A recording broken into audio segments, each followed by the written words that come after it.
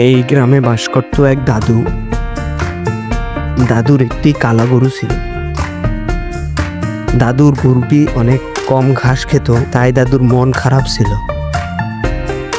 হঠাৎ করে একদিন দাদু ঘুম থেকে উঠে দেখে দাদুর গরুটি সোনালী কালার হয়ে গেছে। এরপর থেকে দাদুর গরুটি না খেয়েও অনেক স্বর্ণ দেয়া শুরু করে। তারপর থেকে দাদু অনেক খুশি হয় আর সেই স্বর্ণগুলো বাজারে বিক্রি করা শুরু করে। তারপর দাদু রাতারাতি অনেক বড়লোক হয়ে যায়।